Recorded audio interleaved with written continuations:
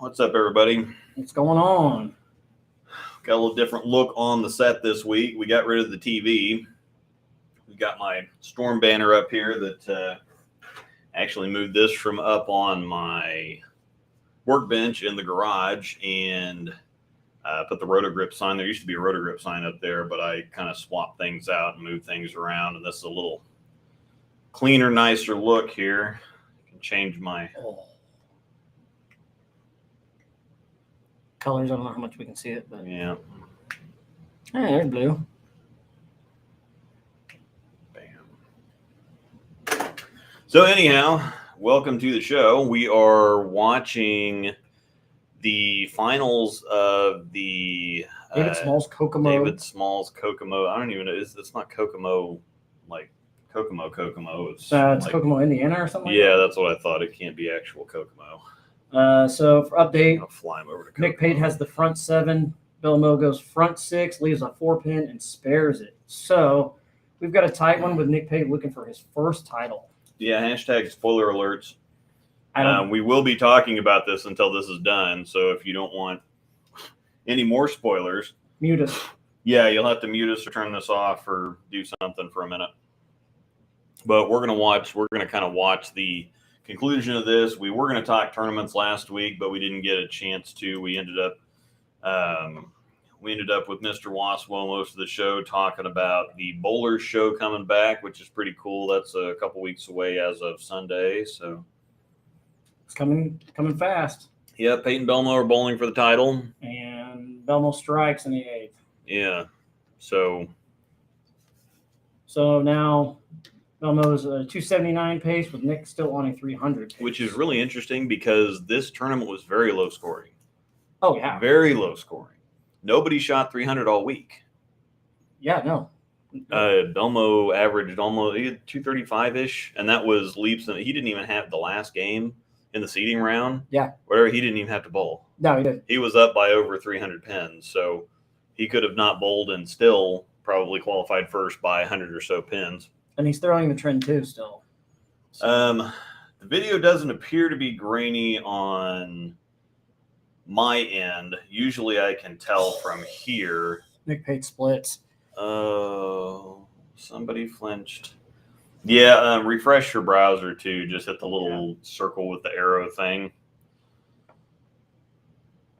Yep. There we go. Just cleared up. Perfect. Yep, normally takes a minute to kind of settle in. So, well, this just took an interesting turn. I'm wearing my Belmo Quick Ship, of course, with Belmo being the on the show tournament leader tonight.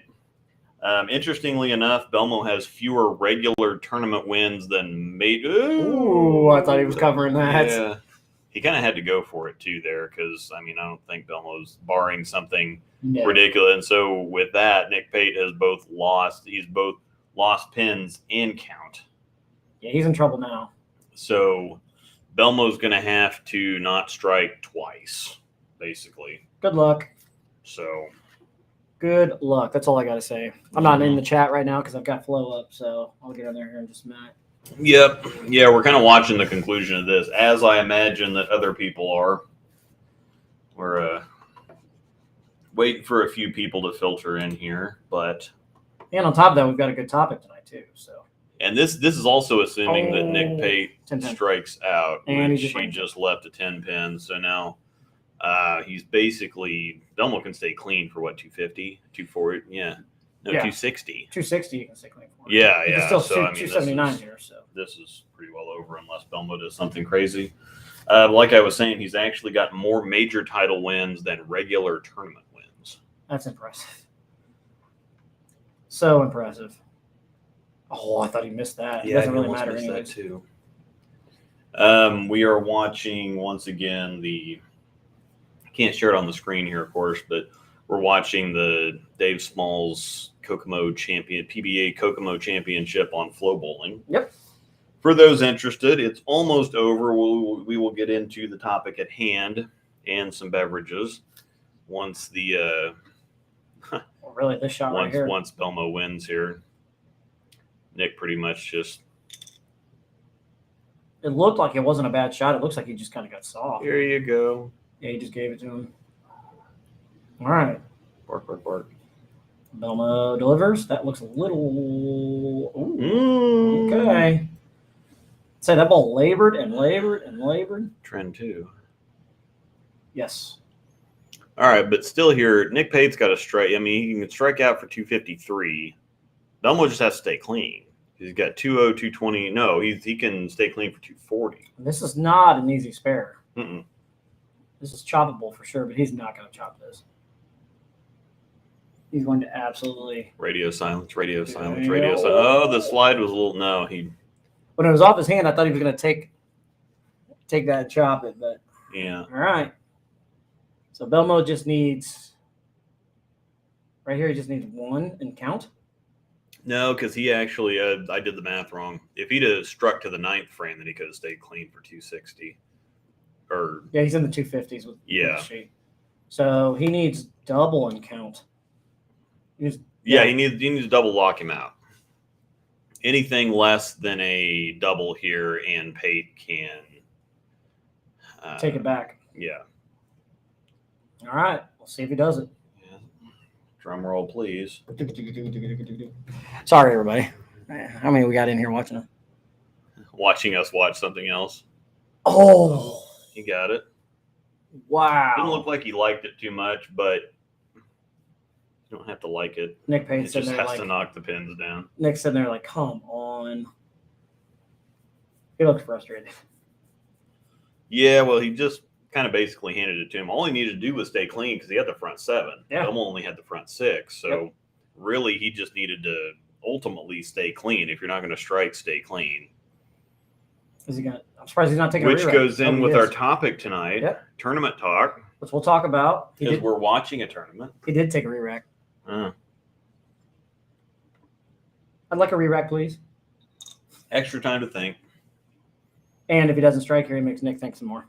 Yeah. So. Oh yeah, well yeah, Belmo does this thing where he plays offense and defense at the same time. All the time. Norm Duke does it too. So with this tape thing, that's what everybody knows. He doesn't need to adjust his tape. He just looks at the re-rack. Yeah. All right, here it is. So he moved a little bit. Oh, the messenger came across, but it didn't get it. So there is life for Nick Pate. Wow. However, Nick spent. What's he waving? They're just saying thank you. Oh. Oh, wow. That was a winner, too. Yeah, that was pretty, but he did move. He lofted a little bit more, and I think that previous shot he wasn't really comfortable with. He kind of bailed and kind of shoved a little bit, so he went ahead and made the move. Now, count here doesn't really matter. Yeah. He's got 249. Nick's got to have 2. Yep, Nick needs 2 strikes, and he's been sitting there for, 6-7 minutes now. Yeah. The re-rack partly is to give Belmo extra time to think, because he watched that shot. It wasn't necessarily the greatest shot off his hand, but all the time you just need to get it on, especially on tougher stuff.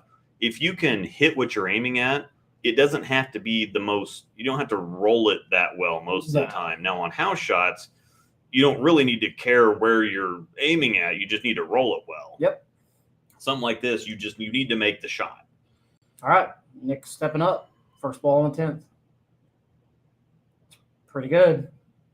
Gets it. There's one. Absolutely labeled it. Yeah, tough stuff. You just really need to just kind of. We were talking about this in the Discord. We were talking about him and Brent Bowers. Yeah. A little earlier. So, Nick might. He hasn't won a title before, so there might be a little bit of nerves going here. But Nick's pretty. Team USA and all kinds of anything and everything. When the new bowlers, the new bowlers to the PBA are pretty seasoned by the time they get there. He's going to get some emotion right here if he strikes. Yeah, they have so many things in college, especially beating Belmo. Yeah, you're going to. I think he ran the ladder too. That's pretty close. Oh. He got that one just a little bit. You gave it a little bit too much room. Oh, no. Well, Belmo's the winner. Brings a 10 to lose. Yikes. Oh, no. Tickle me, Belmo. Tickle me, Belmo. Wow. Unbelievable. I mean, he gave it a chance. Yep. Well, and he's gonna be frustrated with that open because all he has to do is stay clean there and he wins. Yeah. John Weber holding 2 microphones and talking. Yeah. All right, we can All talk, right. We can get some beverages and talk a little about our topic here. What do we want first? Surprise me. We get into the chat here since I'm kind of Let's start MIA. off slow here. Is the audio on flow ahead of the video anyway? Yeah, it was earlier when I was watching it, Brian. So. Yeah, flow is suspect. It's not nearly as suspect as Bull TV. Bull TV. Gosh, Bull TV's terrible. Yeah, Bull TV is highly too suspect. Yeah. Highly suspect. Man, You're gave it a chance. behind by a few beverages, so start there. All right. John requested a sour. No sours, please. Oh, speaking of sours. You want to see my face uglier than it already is? You see, it's showing blurry on my end too. Yeah, I just reset it. Look at your settings. I'm hardwired in, and I got all kinds of stuff going on here. So Just refresh it and see what it does. yeah, No, it might just flow be, nonsense. It might just be my computer. Yeah. All right. So don't explode. Oh, last time it was like filled to the top. Yeah. Oh. All right. All right. Sorry. Yeah, we can talk about all kinds of stuff. Tournament play. Thank you. Tournament play in general. What to expect when going to a tournament. Yeah, and this one False we might instead of just kind of rambling like we normally do, we might do some questions. So if there's anything specifically that you want to know about tournaments, go on ahead and fire. This will be a heavily question-driven episode. Oh yeah, for sure. Tonight here, so we can kind of add some stuff of our own. It is tournament season. We have a city tournament next week in Lawrence. There's a lot of places that have had their city tournaments already. Yep. We got state coming up in not too long. We've got a tournament in Wichita here in about a month. So this is nationals about to start. People have been asking me about my some of my nationals videos that I used to do, and we can start talking equipment. We can talk anything that you want to know about tournaments in general, what kind of action they run there, what kind of thing. Oh yeah, first one right up. Why do I suck at tournaments? Same reason enough I do. Beer. Yeah, not enough beer. Oh, yeah, we've got all kinds of stuff coming up. Actually, we actually have a weekend this weekend that's free, so it's going to be nice to relax a little bit. But when did you guys start bowling tournaments? Well, I didn't really start bowling until I was out of high school. So I started as a youth bowler. I started bowling about 5 years old. I think I bowled my first tournament not long after I started. So 6, 7, 5, 6, 7, something like that. And yeah, didn't bowl in high school or anything, high school bowling or anything like that because we didn't have high school bowling in Missouri at the time. So good questions here. Yeah. Yeah, the burning question is how many three ball rollers full of promotions do you take to each tournament? National, I'm having two of them, or two not rollers. 2 promotions are going to nationals this year, at least. Probably 3 actually. I'm going to take a whole thing of promotions because I have my old one that's lane shine that looked really good on the team pattern last year. Shot 620, 630 with it, which is pretty solid on the left side of the lane, or pretty solid when you're throwing with the wrong hand. Well, it's also the first year you've gone to nationals left-handed. Yeah, my first nationals year. So that's really the thing, is my first nationals year left-handed, and it looked really good. But I do want one with surface, so I got 2 of them drilled right now. One's got a lot of games on it, it's lane shine. The other one's pretty fresh, but they got the same layout, so I'm going to put surface back on that. Then I'm going to drill a fresh one with my 4-inch pin that I've been using on a bunch of stuff. Sweet. So got some good questions coming in here. Yeah, I'm going to pop this one up here right dang now. Tournament question: do you have a process to get lined up, choose a ball in 10 minutes of practice, or do you wing it? So this is where benchmark balls come in very handy. Yep. Because going somewhere, you want to have a ball that's going to give you a read one way or the other if you have something that you normally use in league or normally can start off with, and okay, well, if it's not hooking enough, I can go to this ball. If it's hooking too much, I can go down to this ball. What do you normally use as a benchmark ball? Well, now it was a Venom Shock. Mm-hmm. Now it's kind of gravitated more towards an Obsession Tour. I like to see smooth shapes, kind of like an IQ Tour, Obsession Tour. Yeah. Because it really shows me exactly where I need to go from there. Yeah. So that's benchmark is also one of those weird. I'm just not a fan of that term in general, but it used to mean a specific ball. Like a benchmark ball used to be an IQ Tour. Yes. Again, like you were saying, Tour Power way back in the day. Yep. Stuff like that. Now it's kind of become a little ambiguous where it's kind of like, well, my benchmark ball is this or my benchmark ball is this. That's not really where the term originated from. There's a specific type of ball that you use for tournaments that is kind of right in the middle. It's a medium hooking ball with a medium friction response so that okay, well, I need sharper or I need smoother. Yep. Or I need more hook, less hook, combination of all of those together. And so somebody's first ball out of the bag, like mine at league, most of the time is the Spectre now. But I wouldn't necessarily want to take that one out of the bag the first time when I'm going to a tournament. I might take out something a little bit stronger, or I take my IQ Tour everywhere. I take my Hustle Camo everywhere. Yeah. And so those kind of give me a read. The Hustle Camo is at the bottom of my bag. And so if I start with that and I need more, most of the time it's going to be more ball. But if I throw IQ Tour, that's going to tell me exactly what I need. Either I need to go down to my Camo or I need to go up to my Spectre. And then if I go up to my Spectre and that's not quite it, then going up the ladder. You keep following it. Yeah. But at the same time, you only have 10 minutes of practice too. So you both have to figure things out and get loose at the same time. Yep.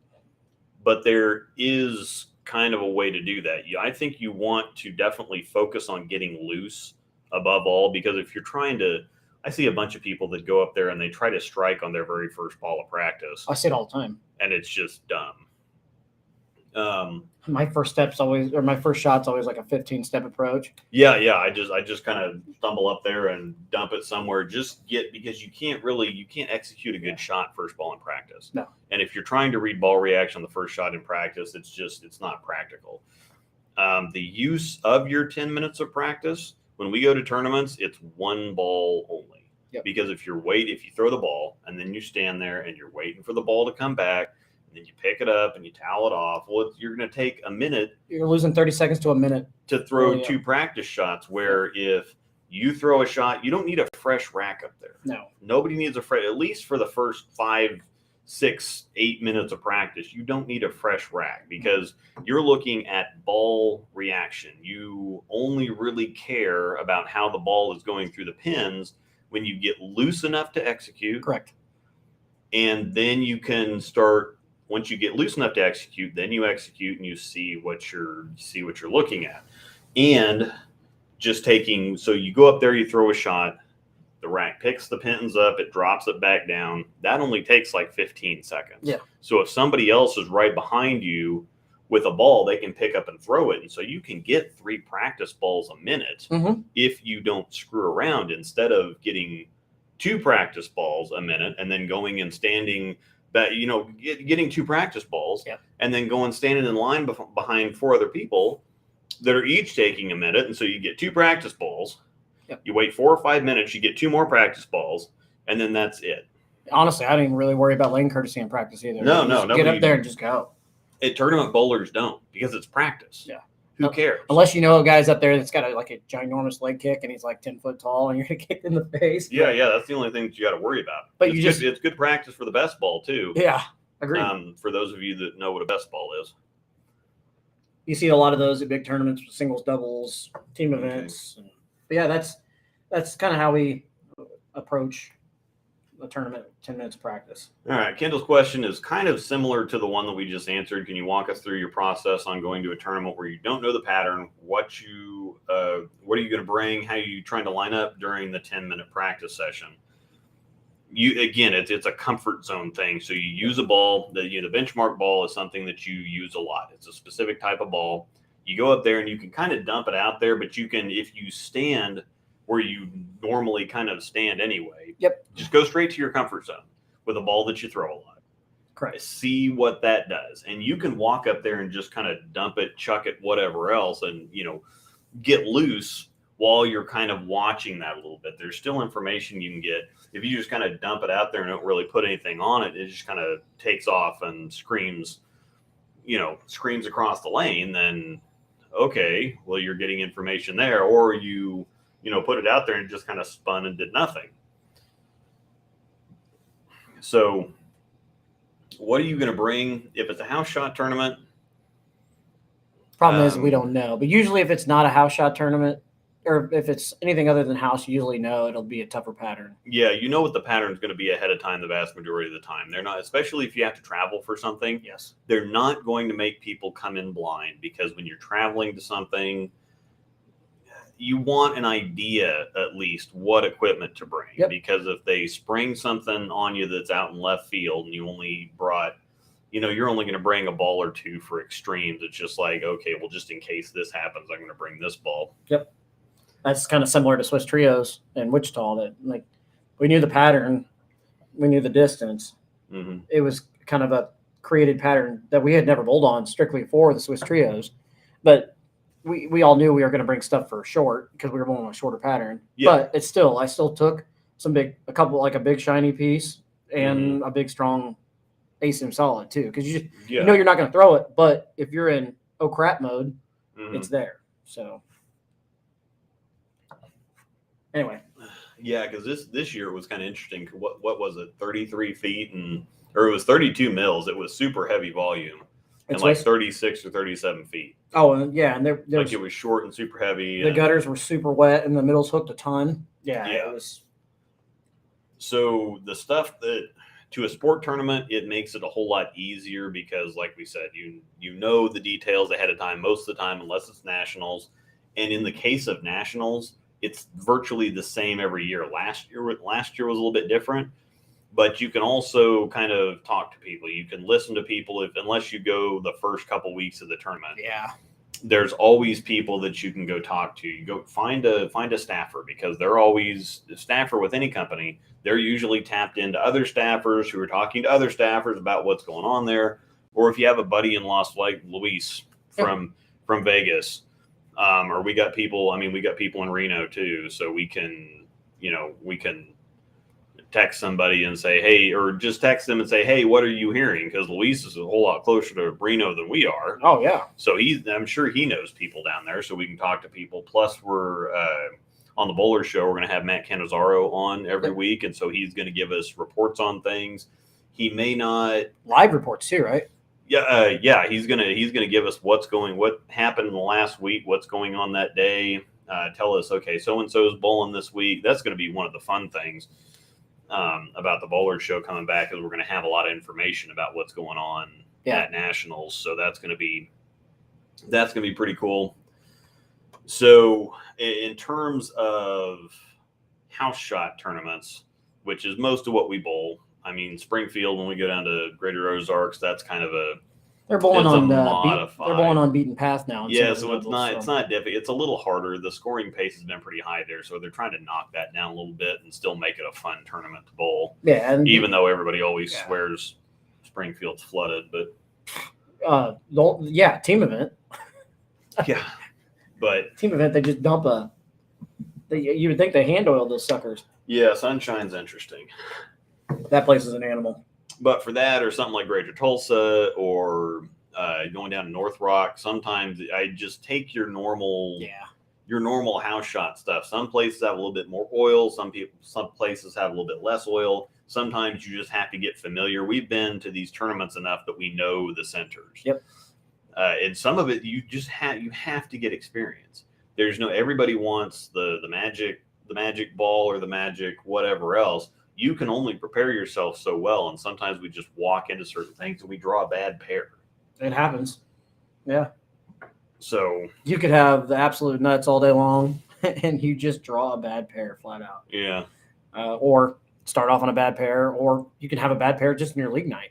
Yeah. We had 3 and 4 back to back, and So it's people need to understand too. Sometimes it may not always be you. It can also just strictly be a bad pair, bad racks, Yeah. et cetera, et cetera. Like we had that one at Aaron's at one time where the Yeah. pin. I reset it. Pins touching the 8 pin. Austin Bowles looks at me and he's like, because I was on the approach and I was getting ready to go, and I stopped and I go, I'm gonna rack that. Yeah. And he goes, thank you, because I was not about to go while you have that rack up there. And I reset it and I put it down, or put it back down the exact same way. And I said, well, here, is this better? Yeah. So if you're just, I'll answer this question that I got. Yeah, son too. We have a young son two-hander. We bowl many JTBAs and other youth tournaments on sports shots. I have a Rubicon UFO alert, camo, dark code, and pitch black. What spot is missing? Your thoughts? IQ Tour. Well, the camo, if you put some surface on the camo, it's close enough to an IQ Tour that you can get away with that. So what you basically got is you've got 3 ASIMs, urethane, and a low-end ball. So you need something in the middle. I'd still say IQ Tour. Yeah, IQ Tour is probably still a little close to the camo. I would, I don't know. I'm thinking maybe phase 4, something like that, because it's got a cleaner cover, but it's got a lot stronger core, and so it's going to split that. It's going to shoot that gap, because the dark code is stronger but still shiny. The UFO alert has a medium strength cover. The Rubicon also has a medium strength cover. It says has surface on the camo. He loves it. Yeah. So.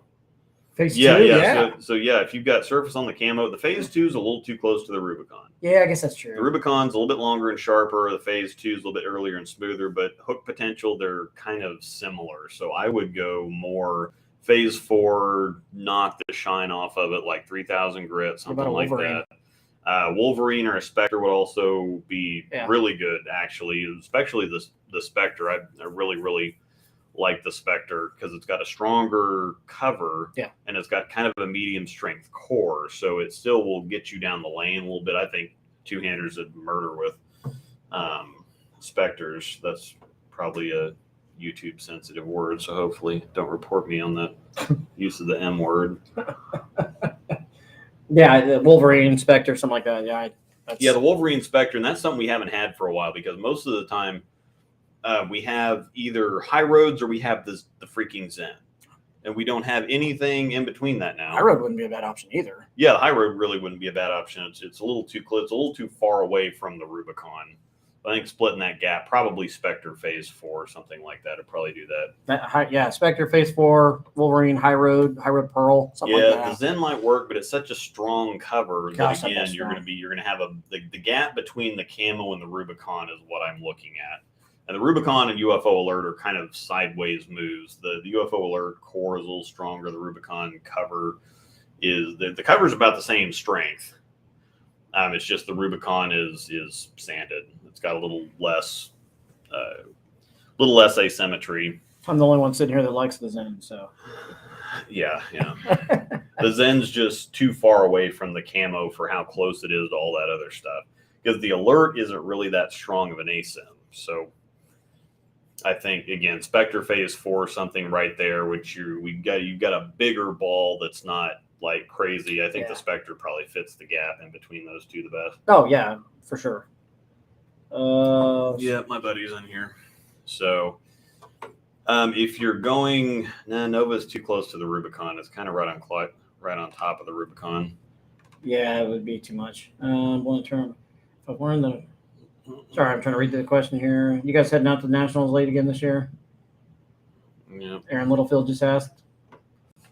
Yeah, we're going to Nationals late again this year, so June, July, something like that. So, what would you guys suggest for a 40-foot flat pattern? Ibuprofen. Yeah. For a headache. Urethane and low RGs. So definitely urethane. Yeah, urethane. IQ Tour, Hustle Camo with the shine knocked off. If you have something cleaner, it's going to have the shine off of it. Yeah, you're going to want surface and urethane. You'd see a lot of urethane going down the lanes on that, something like that. So it just controls it a little better, blends it. So now, if you're getting into tournaments for the first time, the main thing that people are worried about is disappointing their teammates, not bowling well.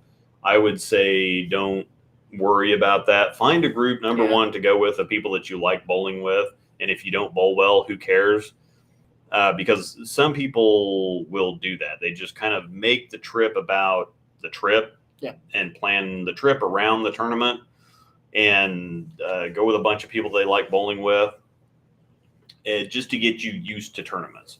Put, I don't know, $20 in brackets just to put something in brackets. There's always all kinds of side action and stuff. There's usually brackets. There's usually a 6-game combine, which it's like all events. It's just 4 singles and doubles instead of all 3 events. Instead, all events is something that combines your team singles and doubles score for an additional score. 6-game combine is doubles and singles, which is usually held back to back in the same center, which is always held back to back in the same center.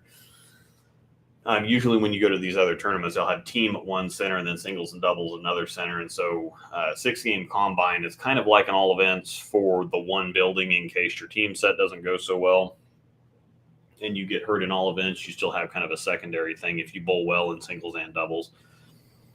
Agreed. Sometimes they have, sometimes they'll run high game pots. They usually run brackets.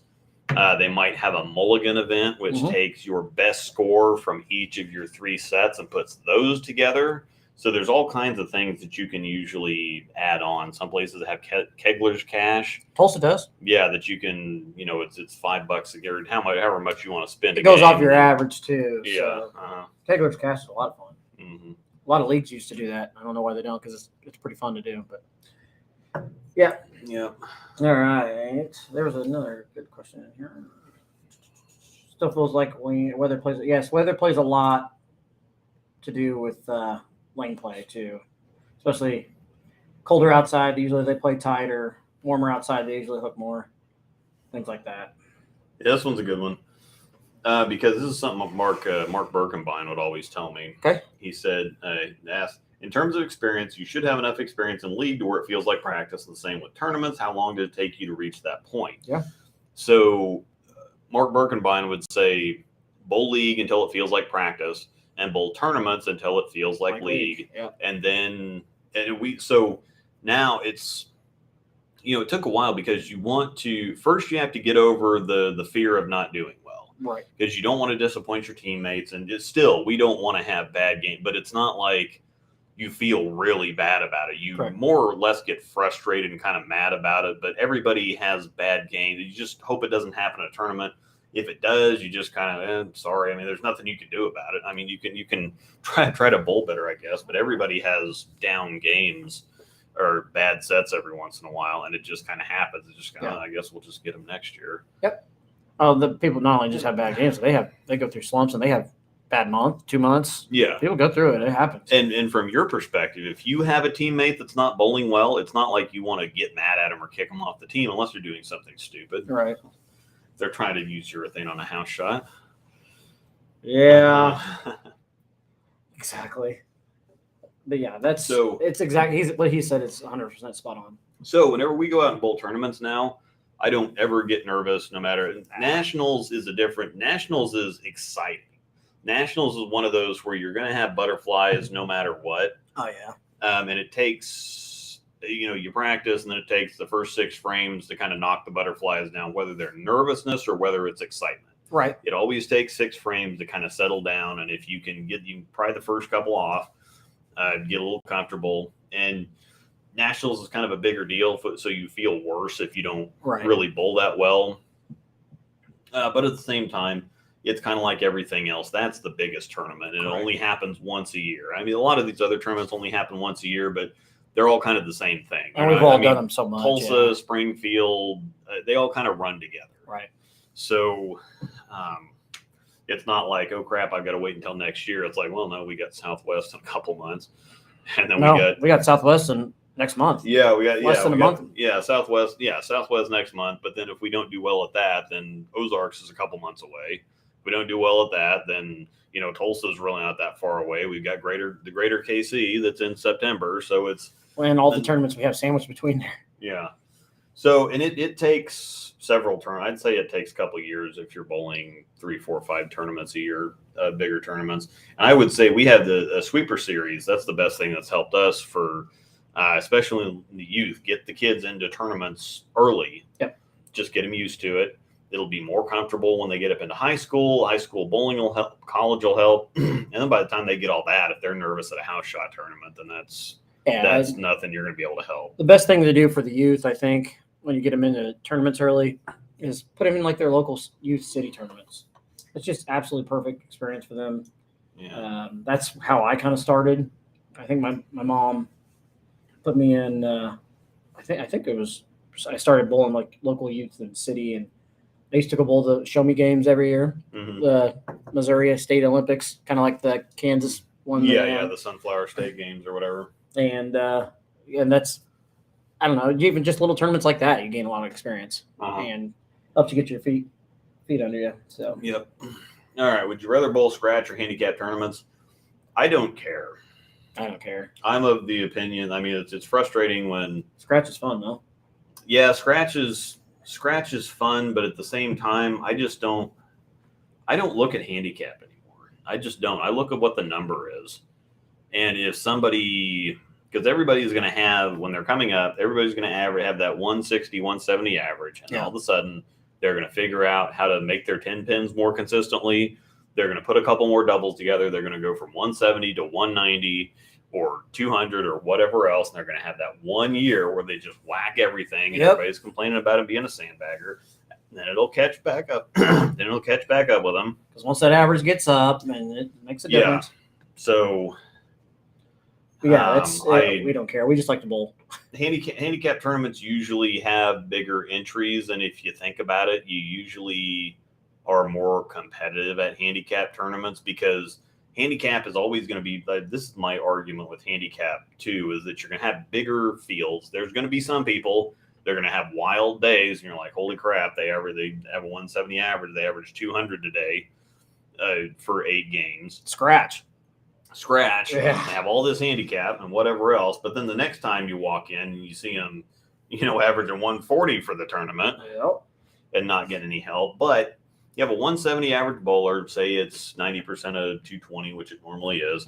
They get 90% of the difference between their average and 220. 90% of 50 is 45, so they're shooting, every time they shoot their average, they're getting 215. If you average 230 and you shoot 230, you're plus 15 there automatically. So if you shoot your average, they shoot their average, then bang. And people will say, well, yeah, but it's easier, especially out of town. Out of town, if you're going to somewhere like Tulsa, it's a lot easier for a 170 to shoot 170 than a house hack that averages 230 to average 230 out of town. But at the same time, it's just as demoralizing when, you see somebody like Trevor just completely run away with everything. And it just doesn't matter what you're doing. Yeah, at some of these house shot tournaments, when Trevor and Dylan, Trevor and Dylan are bowling together, or like Mark Henninger and Joe Bush and whatever else, and you just see these guys running away with the field. There's nothing that it's a whole lot easier it's a whole lot easier for a 170 average to average 200. Than a 220 average bowler to average 250. Yeah. But you got to remember, averages are averages for a reason. Yeah. Once I would say that that's easier for somebody like Trevor to walk in somewhere and do what he's capable of doing, because if you're good enough to average 240 one place, you're good enough you shouldn't be going other places and averaging, 210. I mean, the dude's almost averaging 240 a gauge. Yeah, so I mean, and complaining about it. Yeah, I know. So they paddle that canoe on out of here. Yeah, and that's another thing too. Like, take those guys for example. Those guys just strike a ton. You could go out there and literally ace everything off your hand. You may not get the carry that those guys are getting, and it gets frustrating too. And then also to answer another one of those, we're talking about handicap tournaments, scratch tournaments. The biggest thing that I notice when it comes to handicap tournaments is, like, take example, if we're bowling on a challenge pattern or sport pattern, usually the handicappers are going to rise up more in those kind of tournaments than they are in, say, a house shot tournament, because a house shot tournament, even the scratch bowlers are going to strike. So, because basically in sport tournaments like that, if somebody's getting 30 pins a game, they shoot 170, they're shooting 2-0. So it's they just have to make their spares. Am I wrong? And that's what gets frustrating. It's a whole lot easier for them to get in the weeds though too, because they don't have a lot of 170 averages are not very accurate, and so on tougher conditions, unless they just kind of chuck it right down the middle or walk it down the side, they're going to be faced with a bunch of stuff that we wouldn't be able to shoot very often. Correct. So I'll let you explain to Calcutta. All right. So a Calcutta, I was just in one 2 weeks ago. Very interesting. It's a whole lot of fun. So the roster ahead of time, all the people that are signed up for the tournament. And normally if there's a Calcutta there, who's bowling.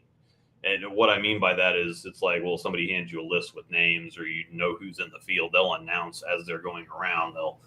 They'll announce them, but the people that are bowling in it. And it's usually done for doubles events. Yeah. Usually. If you're bowling at a tournament that has a Calcutta, number one, you're good enough to be bowling a tournament that has a Calcutta. Yep. Or at least you bowl enough stuff with people that would bowl tournaments that have a Calcutta. Yep. That the people that are involved. The people that are at the tournament. You're not just seeing names. I don't have any idea who that is. You'll see a couple of those. But by and large, you're going to know who you're dealing with. So what they do is they will say, okay, well, when we went to Kevin Williams' doubles tournament a couple years ago and they had the Calcutta. Yep. Say it's, oh, wow. You want to sneeze? Don't do it. Bless you. Live and on the air. Bless you. So say that you got Jacob Buttriff and Chris Prather, which were actually there. So they will say, okay, they will basically auction that pair off. So they will say, okay, how much do you want to spend? You're basically betting on them. Yep. Just like, They basically start at, say, okay, the minimum bid is this. So like Jacob Buttriff and who was it? Prather. Jacob Buttriff and Prather. Say they're paired up together. The guy that's running or gal that's running the Calcutta will say, all right, next is Prather and Buttriff. Opening bid starts at this. And so somebody will go up and they'll say 500. And they'll just point to them. 500. So they have somebody that's sitting there running it. Another guy go 550. Yep. It's just like an auction. So that's exactly how it works. A lot of tournaments, too, will wait until match play. And then they'll do a Calcutta in match play, similar to the one I did 2 weeks ago. If you made match play, your name was already in the Calcutta. They usually start at the bottom of the list.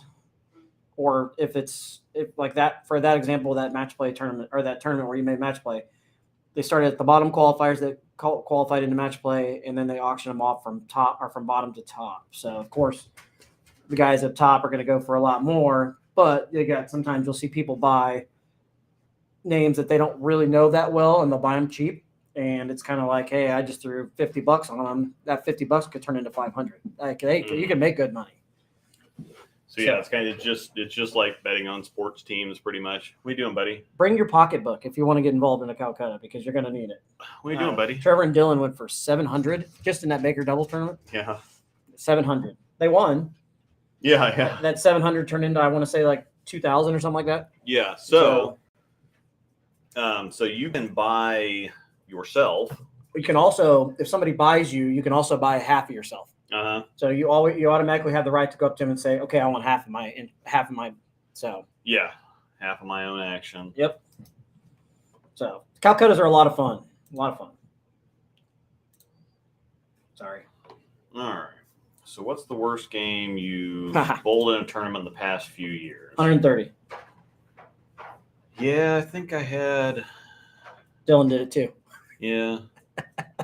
Probably 130 or 140. You just have those weird games, and this is the thing. So one of the better bowlers in this area, we bowled a tournament just last weekend. Actually, it was Sunday. Yeah. It was the singles tournament on Saturday in Belton. It was only 6 games, and he's one of the best out there. He wins tournaments all the time. For Saturday. Well, he just couldn't get lined up. He tried a few different balls. Yeah, nothing. It wasn't a good pair. It just, everything that could go wrong did go wrong. And threw a couple out the window and just shot 134. There was 60 people there. Yeah. He was in 60th. There was the handicap, whatever else. So he shot 130, 60 people there. He's in 60th after game one. He ended up going plus 240 the next 5 games to qualify second. And On a tough pattern. Yeah, on a tough pattern, and ended up finishing second. Front 7 to lose. Yeah. Front 7, split. Yeah. Yikes. When your day starts that way and it ends that way, that's kind of a kick right in the Yeah, line. it's kind of rough, but he did make plenty of money. Oh, yeah. Yeah, I want to say around 130, probably for both of us. Hey, it happens. Some of us more than others. Yeah. But evening. Rocky, what's up, man?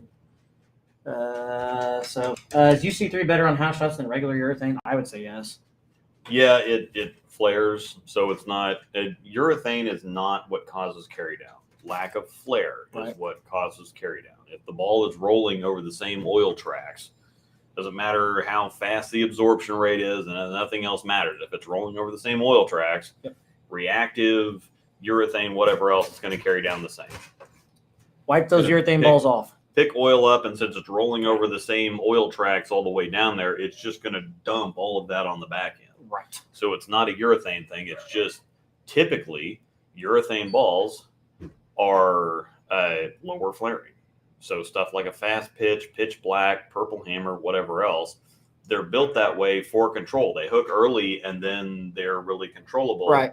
smooth down the lane. So The highlight of my weekend, I covered a 710 yeah, at a hard place to do that. So I did something right. yep. A lot of GSX centers, which is GSX pin setters machines, pins don't pop out.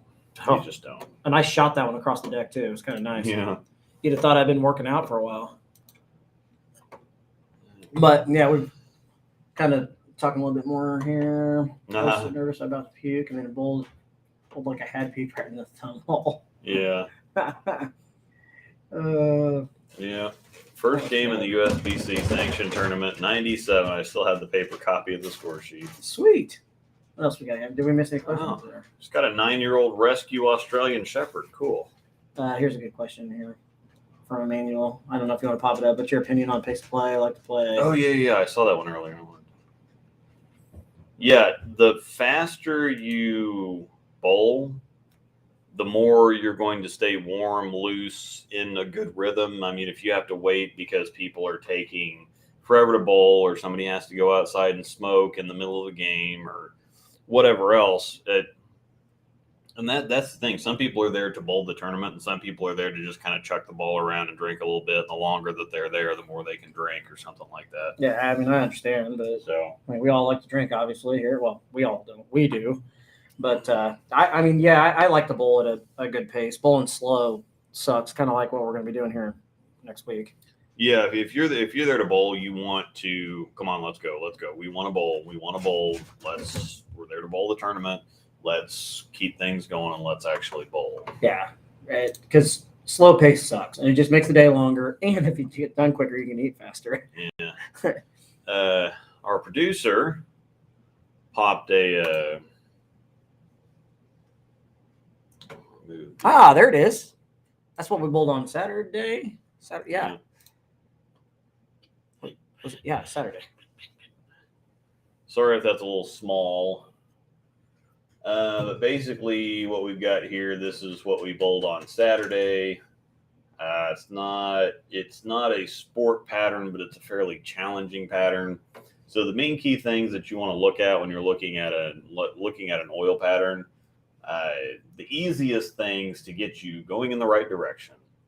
Oil pattern distance up in the upper left corner is 44 feet, so that's long. That's one. I would say that medium is somewhere between 38 to 42 feet. Really? Even say that? I think anything under 40 is short. Yeah, well, you don't start getting into short until it gets south 37, 36. Yeah, until you get south of 38. Yeah. Now, 38 is shorter than I want to bowl on, but I wouldn't necessarily call it short. Bust out them urethane balls, boys. Yeah. So medium length is probably around 40. Yeah. And then I would say anything over 42 feet is long, or it's getting that way. Medium might actually be more like 40 to 44. Yeah. Not a whole lot of stuff gets over 44 anymore. Yeah, that's what we bowled on Saturday. So you'll look at the oil pattern distance, then you'll look at the volume of oil total, which is just over 25. So most house patterns, for reference, have 20-ish. Yeah. So they're pretty dry. There's plenty of friction. Not a whole lot of people hook the ball all over the place, and if they do, they're normally throwing it really hard too. So this is both longer and heavier than a house shot. Plus, the way that you can tell what the ratio is basically the difference between the lowest amount of oil on the lane and the highest amount of oil on the lane. So a completely flat pattern is 1-to-1 because there's the same amount of oil on every single board. Now, if you go in here and look at kind of in the middle of that pattern, that's where the most of the oil is going to be at, unless you're bowling on something just really nasty. But if you look at the outside track number, the number on both the right and left side down on the lane level graph there, it says 4.21. That's your ratio. So it's 4.24 to 1. Yep.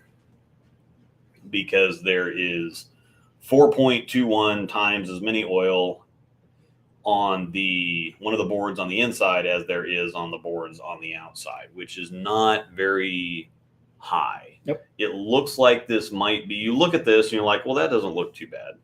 But house shots are like 12 to 1 most of the time. There's very, very little oil, and you'd be surprised how little oil it actually takes to get the ball down the lane. Right.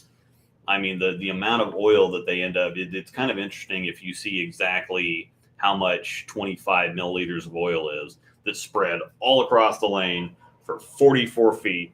Yep. And this was ran on a Kegel machine too. Yeah, so not near as much oil as you'd expect. And the difference between a Kegel machine and a Brunswick machine is a Kegel machine oils down and back. A Brunswick machine only oils going forward.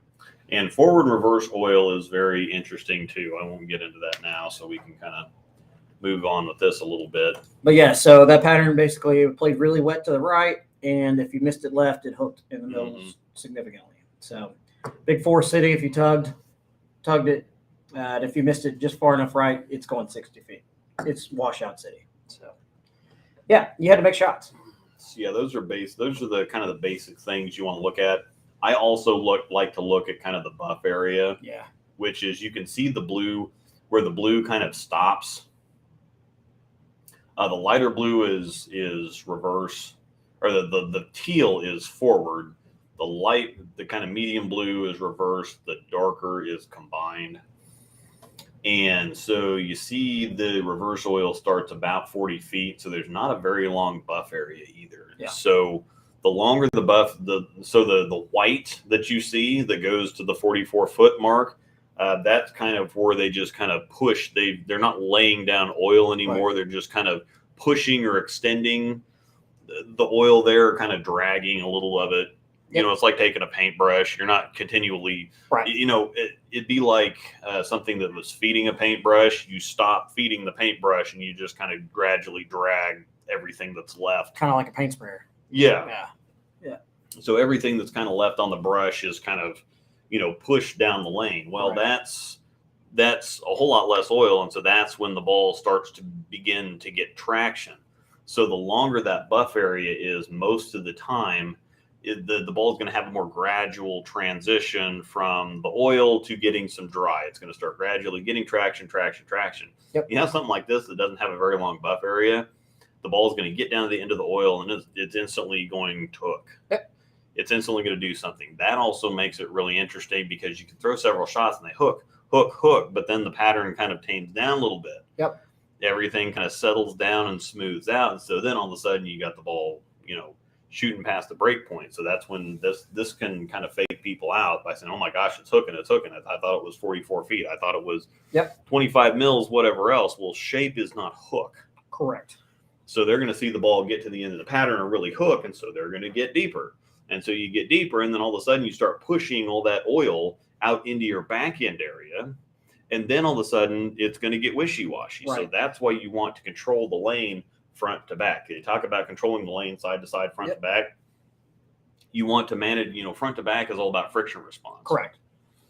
So on a pattern like this, take this pattern for example. We've actually now bowled on this pattern twice in about a couple months because we had it for the 36. Mm-hmm. On the right side of the lane, usually the plays, well, at least in this center, it is anyways at Aaron's Family Fun Center in Belton. It's usually going to be, you're going to want kind of bigger, cleaner covers. You're going to want to be played kind of inside, play deep.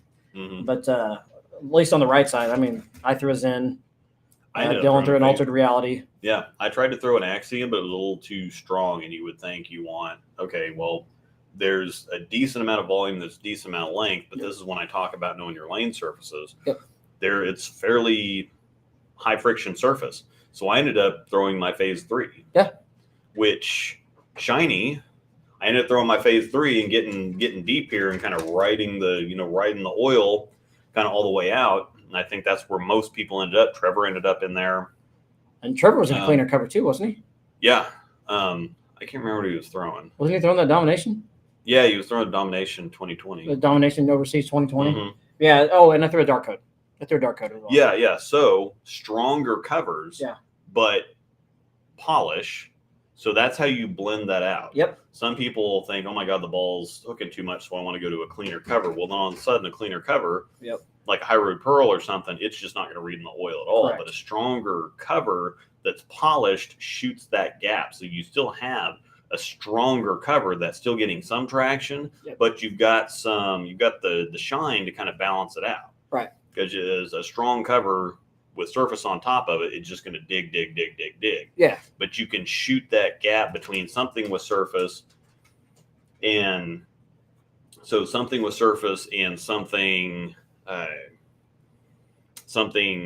shiny by adjusting your cover stock strengths. Yep. Agreed. And that's another thing that people will look at a pattern like this and they'll see 44 feet and they automatically think, oh, it's a longer pattern. I got to throw my biggest, strongest. I have to throw a hook monster. My biggest, strongest solid I've got in the bag. No, definitely not. Definitely not. Yeah. So, got another good question here. I want to pop this up. This is actually great for us to give Turbo a shout out. Okay. Kendall Porty, did you see it? I don't know if I said it right. I know you're still on that. Kendall Porty, I would imagine. Hopefully we said that right. Yeah. If we didn't, I apologize. I'll just blame it on. Look right there. Top up. A couple more right there. Okay. There it is. Can you tell us the accessories, interchangeable thumbs or soles or Aberlon pads that you take to a tournament and explain the importance of those accessories? Great question. Always comes with great questions. Glad you're in here making our show for us. Yeah, thanks, man. Really easy. Appreciate it. I'll let you start. Let's see. My thumb doesn't change very much. So if anything, it's just a piece of tape in or out or a couple pieces of tape in or out. So I don't have to worry about that. I also don't slide, so I don't have to worry about any slide pads or anything. So that's amazing when you go to somewhere like Tulsa and everybody's, oh my God, I can't slide or I can't stop sliding or whatever else. I'm like, I didn't have any issues with Tulsa. It was a little tacky, but it wasn't that bad. Yeah. And I complained about it every day. Normally, if I can handle it, I used to be able to handle it more if they were tacky than if they were too slick. Because if they're tacky, you can at least kind of slow down. And it's still not, it still makes you tentative either way or another. But if you're sliding too much, it's just like, oh yeah, I would much rather have it tackier than it's like all day. Yeah. Oh my God. Yeah. And people talk, oh, aren't you going to hurt your knee? It's like, no, I hurt my knee, my leg, everything feels great because I don't have to, because I'm not counting on having a slide. And then all of a sudden it's the sharpness. That's how people get injured a lot of time. It's just the sharpness or the quickness of how something happens. I can go up there and I just kind of put my foot down. It's like throwing a baseball or something. Yeah. You just kind of take a running start and then you plant and you throw the ball. Yep. And so I just kind of, take a walking start and then I plant. It's just like walking. It's just like taking 5 steps for me. I don't. That makes sense. So I don't have to worry about all of a sudden coming to a stop, or I don't have to worry about my legs sliding out from underneath me or whatever else. Yeah. So, like, do you? Because you use turbo slugs, right? Yeah, turbo, of course, but you use just regular slugs, right? So regular slugs. I mean, he's tennis shoes, so he doesn't have soles. You usually carry Aberlon pads with you, or I do just grab carry them Aberlon pads. I don't use them very often. Most of the time, I kind of have my equipment where I want it, and I would rather have shine on something to be able to take it off than have something dull, because you're not going to be able to. If you get into practice, you're not going to polish anything right there. No. You can pull out a pad and get some surface on something in 30 seconds, but you're not going to be able to polish anything. So I would rather have stuff, and I will have a few balls that have surface on them. I'll have a few balls that are shiny. I'll have kind of a mixture of things, but I will carry Aberlon pads just in case I need them or somebody else needs them. That's the other thing. You have some people that show up and either they're out of their pad, they've used one too many times, or maybe they need some sandpaper for their thumb hole. Maybe you need some scissors to cut some tape. Maybe you don't need a full strip of tape. Yeah, maybe you need some glue. Maybe somebody needs some new skin or something like that. Actually, glue works a lot better than new skin. I've started using super glue over new skin anyways. I actually found a brush on super glue. It's great, good stuff. So yeah, it's like for me, I use turbo interchangeable thumbs, switch grips. So I carry in my bag. I think, oh crap, I have a ton. I think I have like 7 or 8 thumbs in my bag, all a little different. A couple are oval, or a couple are round. Most of them are oval. And it's just in case I break one, which I have, or something like that. Soles, I carry extra soles. Aberlon pads, absolutely. I very rarely will you see me use one on a house shot, but we carry all the basic stuff. Plus, I've got my accessory bag that I carry is just got everything in it: scissors, thumb tape. I carry everything. So. Oh, I forgot to explain the beer earlier. It was our Striking Viking batch number 300 from Norseman Brewing Company. That's a black cream ale with vanilla beans that kind of tastes like cream soda. Tastes like a beer cream soda. Very good. We did a show there here. It wasn't a breakdown pair show, but we did one, just kind of an impromptu stream. 8 thumbs in a bag sounds like Silence of the Lambs. Yeah, I carry a lot of thumbs, man. Carry a lot of thumbs. Okay. So some big, some small. So some other general things, some smaller things again that people don't really think about. Puff balls. Yep. Slide stone. Carry one of those. Shoe brush. Slide stones are better. Because I extra towels, ball cleaner. I use the rosin bag in the little baggie.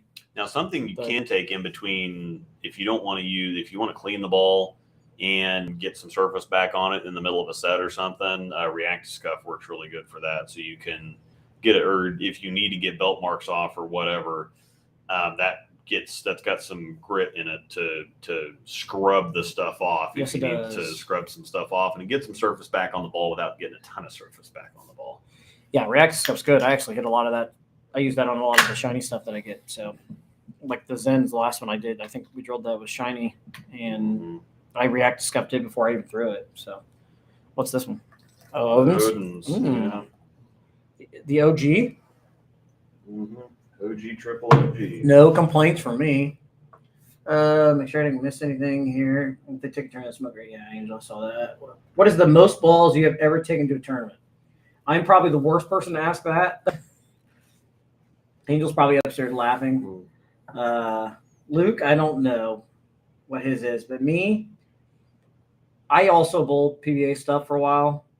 So we were on the road for a couple weeks. So I want to say 30 plus. That's what I'm going to say. It's really common for them to carry a bunch of them around, and old habits die hard. So yeah, 30 plus. I mean, Springfield, I think when we went to Springfield, not for the Ozarks, but for the weekend in Springfield last year, I think I took 16.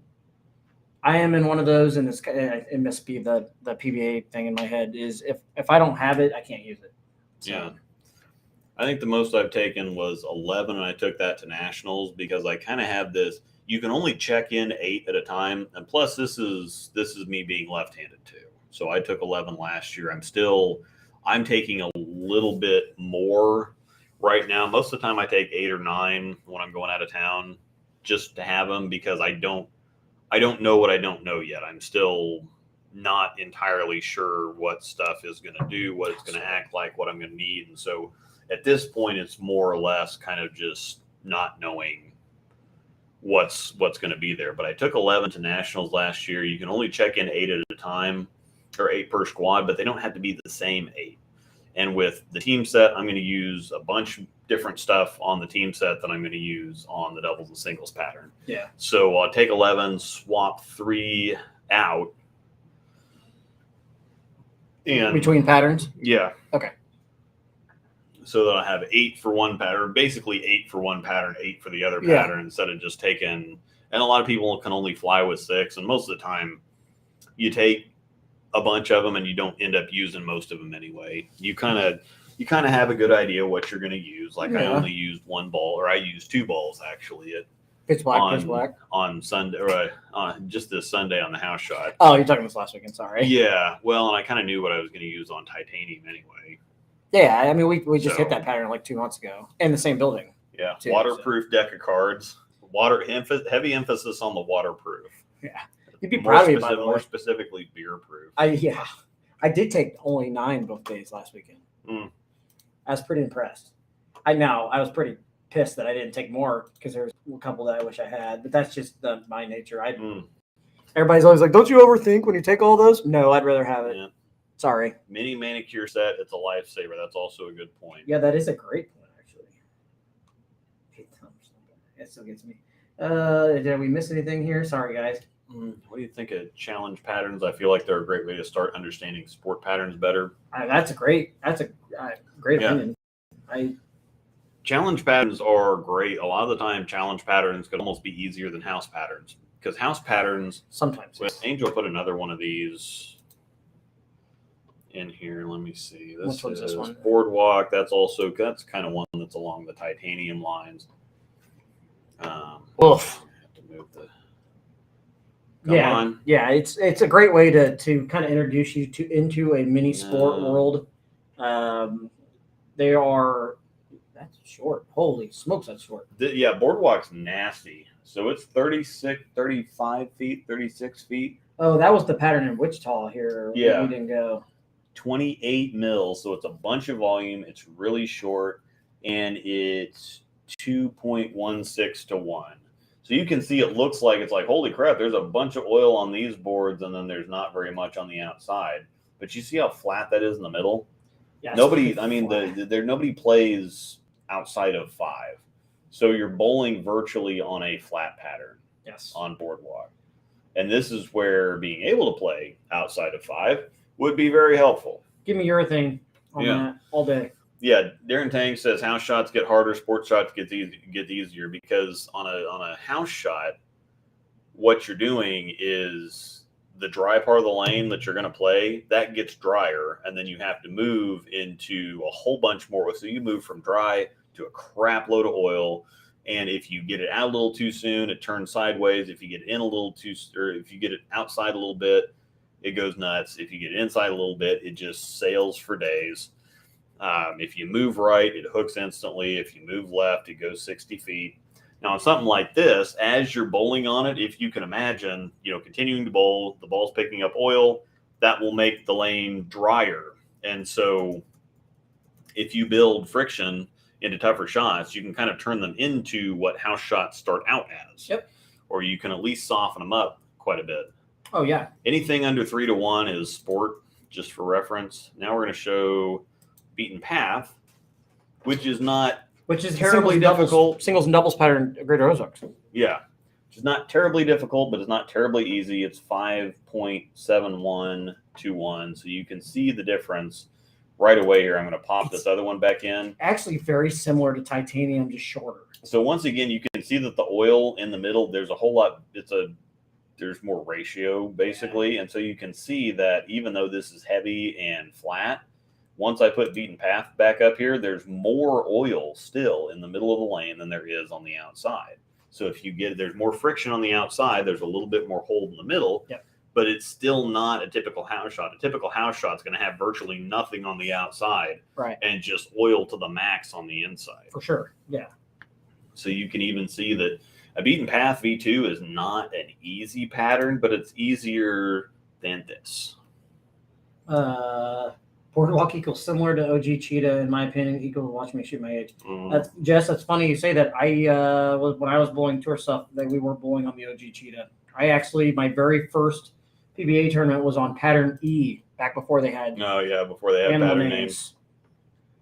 Pattern E, which was the Cheetah. They just changed it to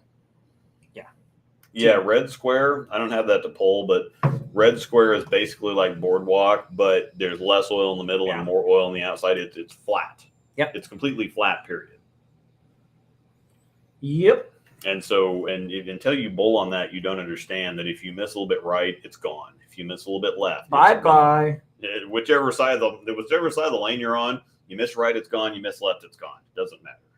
That's a good question from John Lander. Yep, I'll pop that up. This is why especially going to nationals, especially going to nationals, take even numbers of teams so that everybody can bowl on the same lanes. Sometimes it's not going to work out for doubles and singles, depending on how many people they have on a lane. You might get stuck with a rough doubles and singles pair. But if you don't know the people on your pair, how would you approach them if they don't have a clue how to work together to break down a pattern in practice? Unfortunately, you're probably just going to have to deal with it, because if they don't know what they're doing, they're not going to listen to you. And people that don't know what they're doing especially hate it when somebody comes up to you and is like, hey, why are you throwing the urethane ball? Silence. The silence was awkward. Mm-hmm. I'm sorry. Carry on. Awkward silence is awkward. If you know, you know. It's like, so why are you throwing that ball? Why are you playing there? Why are you doing this? It's frustrating, but most of the time you're just going to have to live with it. Yeah. Unfortunately, sometimes people will at least ask and say, hey, they may not know what they're doing, but they might at least know enough to know that they don't know what they're doing, right, or ask you what your plan is, or at least have the concept of breaking a lane down in the first place. Correct. So even if they're clueless, even if you're clueless, at least if you have the concept, it's like, look, we need to work together to kind of break the lane down. At least try to play in the same spot so that we don't have stuff going everywhere. And this is a big thing on the Nationals team pattern. I wonder if Angel could, that's a little too long to watch, I think. I have a video called Proper Lane Conditioning, I believe. Just in your archives? Yeah, okay. My archives. And it's on YouTube too. I have this. So it's called Proper Lane Conditioning, I believe. And it shows the process that I actually go through doing the so I have the Nationals team pattern put down on 2 lanes, and I properly condition or break down the first one, and then I just start bowling on the other one and, make regular adjustments. I might have to go see if I can pull that. That's a really fun one to watch. And while you're looking that up, I definitely have to deal with it Saturday. John says, yeah, even on challenge patterns, you still. I want to go pull that. Yeah, up. that's fine. That's a great one. Yeah, that's fine. Even on challenge patterns, you definitely still want to try and break. Like a titanium, for example, we bowled on that Saturday, and we showed it on the screen. But even patterns like that, you still want to try and break it down the right way, because if you don't, it can make things really difficult. Especially when you start, I don't know, it's kind of hard to explain. When you bowl a tournament like we bowled Saturday, you're a start on one pair and then have to move to another pair and then move to another pair.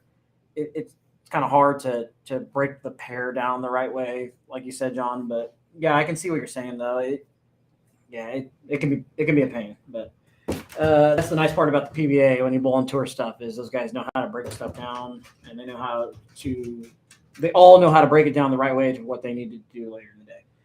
I definitely had to do it Saturday. I'm on a decent.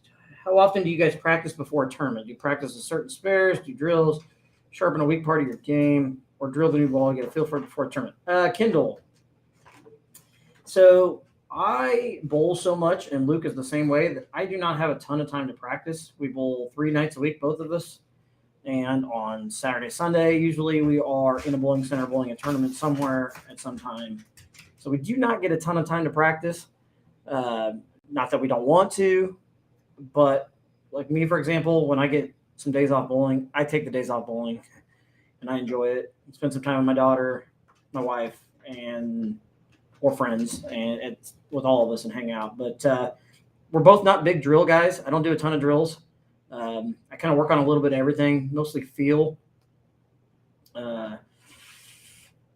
Drill a new ball to get it. Every once in a while, I'll drill a ball before a tournament. I've got for example, I've got a purple hammer, a brand new purple hammer I haven't drilled yet. When we go to bowl on something short, I'll probably put holes in it at some point. But yeah, it's just this summer I'll take some time to practice, but we just don't get a chance to practice much. Do you think it'll be just as easy as usual this year after COVID the last 2 years to find a team to sub on nationals? I think so. It's Vegas. I think it'll still be easy to find some subs out there. Are you needing a sub or something? I'm assuming, maybe. I don't know. I don't even remember when Luke's going, but sorry, I'm trying to catch up on things here. But yeah, to touch back on that, drills are boring to me, and I don't think that it helps me with repetition, to be honest with you. I don't know. Spares, yeah, we shoot at spares. Absolutely. Low ball is a great game to do for spares. So if you need a good practice regime when you're working on spare games, definitely low ball is a good way to play it. So what else we got here? Keep firing me some questions away. I'm waiting on Luke to come back. I don't know where he left me to. And shout out to John Lander for coming up and bowling with us this weekend, by the way. It's nice to meet you, man. It's always nice to meet some Discord people and people that follow us on the show. I was just telling them that we both don't do drills. Oh, no, I'm not a big fan of drills. I don't find them to be especially. No, I don't like them. I don't think it helps repetition. Where does one look for info on local/regional tournaments? Facebook. Yeah, Facebook's pretty good. The Book of Face. Facebook. Ask the people that you bowl with. Ask the centers. Yep. Most centers have flyers and stuff up too. Yeah. Well, and this is the thing: is most centers have flyers all over the place. It's just nobody ever looks for them. Yeah. So true. Yeah, you can find them all over the place, Ken. They say. Like take Gage, for example. They've got them all over the middle of right there by the door on the high end. Royal Crest has them on the desk. So. Okie doke. So to kind of finish off here again, this is a really good video that I was really happy with how this came out. Sometimes I go to make videos and people say, well, can you show this? Can you throw this? Sometimes it doesn't show up very well on video. This actually came out perfect. Couldn't have been happier. And so basically the idea of breaking a lane down, this is when you go to nationals, you're on a tougher pattern where you're going to be on the same pair. If you're at a sweeper, you bowl one game and you move on somewhere. Very often at regular team double singles tournaments, always at team double singles tournaments, you'll stay on the same pair. Most of them are house shot tournaments though. But for nationals, so to speak, there are some tournaments that still do it. Nationals is one of them. You're going to be on the same pair of lanes for 3 games and then for 6 games. Yep. So if you do dumb things, you're not going to break the lanes down right. And if you don't break the lanes down right, you can actually make them harder than they already are. So I'm going to look at this. It's a fact. Okay.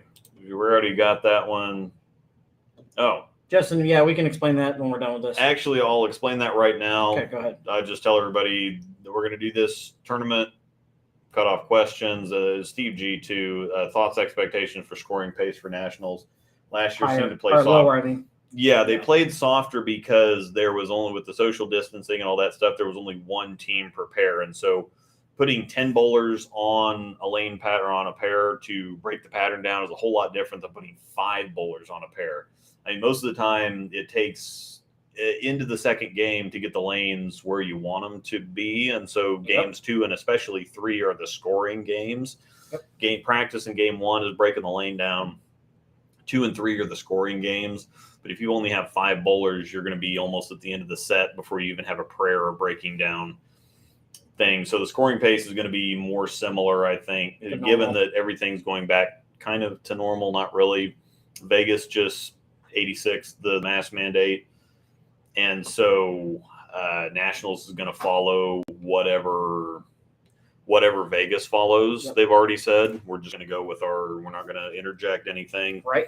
If they go back to masks, USBC is going to go back to masks, and they're just going to follow the local protocol. Yeah, they're just going to do what they have Which to is do. what they should have done last year. Yeah, but and I don't know. I think people thought it was going to be a bigger deal than it was. I can bowl in a mask. I cannot. Bowling in a mask is annoying, but it's not impeding my. I shot 1,800 the first time at Nationals left-handed last year. It sucks for guys that wear these. Yeah, for people that wear glasses, it's a problem. You pulling up your video? Yeah. Okay, go for it. I'm going to take this time to go. Yeah, and one more thing. Not sure if this has been asked before, but you guys give a simple explanation of the double jump courtesy. This is actually a whole lot easier than 1-lane courtesy, 2-lane courtesy, whatever else. It's a pair courtesy. So you're up to bowl on your pair. You let the pair to the left and the right of you go first, then you go. And so it's just bang, bang, bang, bang, bang, bang. It works so much better than kind of, okay, what are we doing? Oh, you go first, or oh well. And it's the same exact thing on spares. Yeah, so it's predictable. You get up there if you're ready to go. You let the person to your right or your left go. Then you let the other person go. Then you go. And sometimes it's kind of sometimes you have kind of a happen at the same time thing. Yeah. Very rarely does that happen, though. It's super silky. They'll have it happen where they'll just look at you, or I'll look at you, or he'll look at me and just go ahead. So, but if he tells me to go ahead, I've still got to wait for this guy over here to go, and then I'll go. So sometimes you'll catch yourself waiting a little longer, but it works out smooth. All right. I'm going to go ahead and pop this video in. This is very happy with this video. So, without further ado. Thanks for joining me for another video. In this one, we're going to talk about how to create good lane transition. Pop it on the screen. Yeah, full screen. Yeah, I'm working on it. I just can't. And I'm also going to show you what to begin with. What are we doing here? What happens if you don't? I've said it. Not the breakdown pair without something not working right. There you go. I actually can't pause this either, which I don't know why. Pause it because it's upstairs. Timer, and I'm going to do just what I said. I'm going to do some lane conditioning for 8. Yeah, I might have to run it from the computer upstairs. That's where I've got it pulled in at. Let me go start it up there. Or actually, let me have Angel start it up there.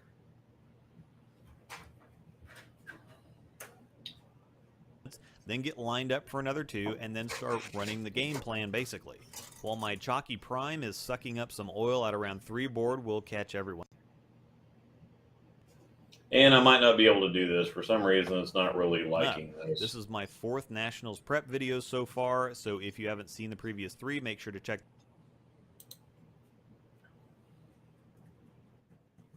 those out. We talked about the basics of just bowling the tournament. We talked about the equipment.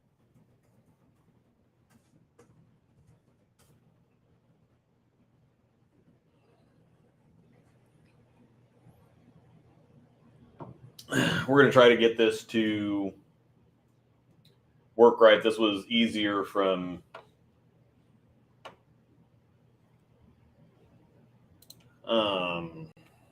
hang on, let me mess with this here a second, see if I can get it to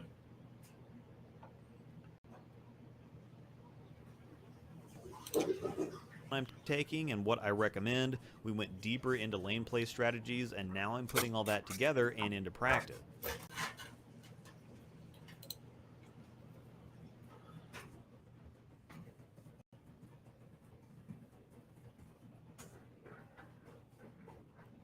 Yeah. I can also post it in the chat here.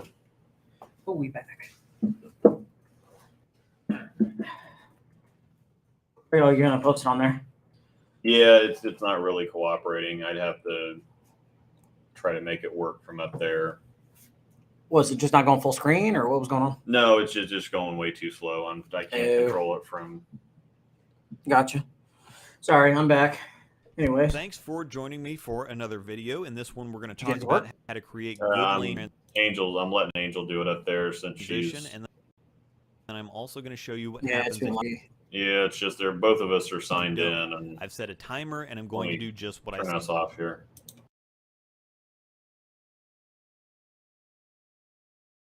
said. I'm going to do some lane conditioning for 8 minutes, then get lined up for another 2, and then start running the game plan.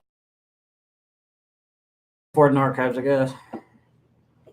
All right, well, we're not going to do this because this obviously isn't working. I'm just going to, I'll put the link in the chat. All right. Our producer is signed in upstairs, and so having 2 computers on the stream at the same time and then trying to play a video is not working well, so. It's not the breakdown pair. Something doesn't work right. Thank you for trying to do that, though.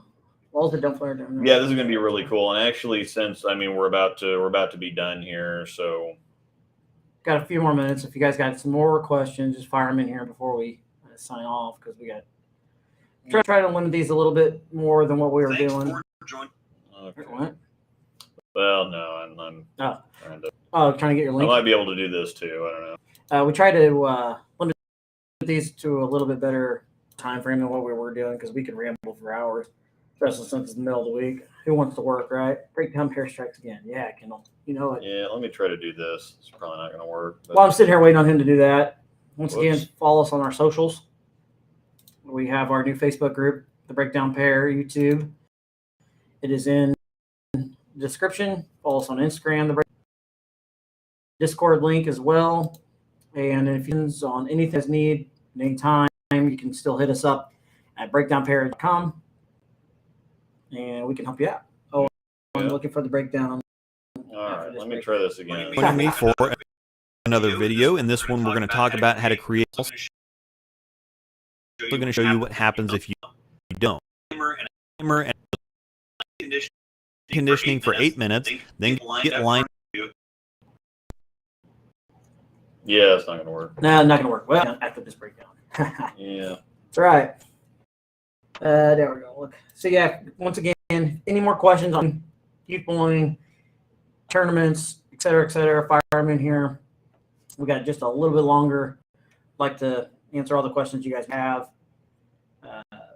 So yeah, we talked a little bit about arsenals for tournaments, tournaments in general.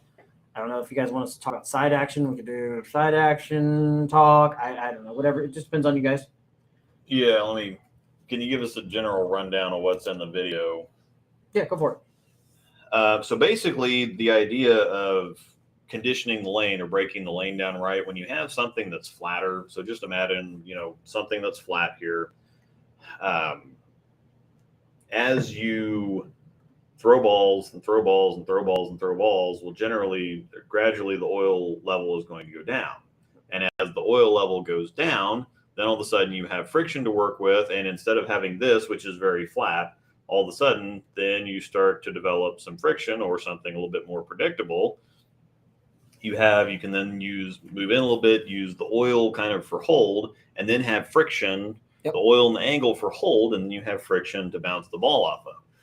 Well, for the nationals pattern, you want to start as far out as possible to kind of burn the lanes up out there and create a bumper for yourself. The biggest thing about house shots is, especially a gauge, it's impossible to throw the ball in the gutter there. You try to throw the ball in the gutter and you go Brooklyn. Yeah, it's a fact. But if you throw the ball right on something tougher, or you throw the ball outside, it's just going to keep going. Oh, yeah. If you get out there with super sanded equipment and you suck up all that oil, all of a sudden you're going to start getting reaction out there. And so if you create yourself a bumper or some friction to the outside, then you move in just a little bit, Yep. then you can throw the ball out to the friction and actually have some hook and then get the ball back into the pocket. Most people will throw the ball. If they get it out a little bit, it'll just spin for days. But most of the time, if they throw kind of a normal shot, it's just going to zip. It's just going to dive. It's just going to hook. And so they start moving left, and then they move right-handed perspective. They move left, they move left to try to get the ball down the lane, because that's what you do on house shots. If the ball's hooking too much, you move in. If it's not hooking enough, you move out. Right. Most people just do left to right moves. They don't do front to back moves. They don't think about what the lane conditions are going to be in a game or two. Yep. I always remember when we had lane shield at Gage, Oh. the guys they'd start off a little bit wet because it was a super high friction surface. And so they would put extra oil down. Well, all the people would get out there with their 500,000 grit balls and just play second arrow all of a sudden. So they'd shoot 250 the first game, then it'd be 200, then it'd be 150 every single week. And then they start hooking at your feet. Predictable. Something in my eye. Yeah, I mean, it's still like that now. So, Folks, please do not throw a ton of surface at Gage Bowl if you go bowl there. It's not necessary. yeah. Something like an IQ tour or an obsession tour wouldn't hurt that place. So yeah, you want to burn up the pattern on the outside. So again, the problem is if you get inside, all of a sudden that oil in the middle, you're pushing it further and further out. So what you're doing is you're taking an already hard pattern and making it even harder, because it's still going to be dry inside. Yep. It's just you're adding oil to the outside, and so you're almost making it a reverse block if you start too deep and try to just throw the ball that way. So how does it work with the crankers and strokers on the same pair? The crankers just have to throw urethane and stay right, or they have to throw surface. They have to be able to play right. If you can't play right and break the pattern down, you're not going to succeed. Strokers are probably going to play right anyways, too. Yeah, the strokers are going to play right, but they basically asking, how do you break a pattern down when you've got two really different styles on the same pair? You have to play out. Yeah. You have to.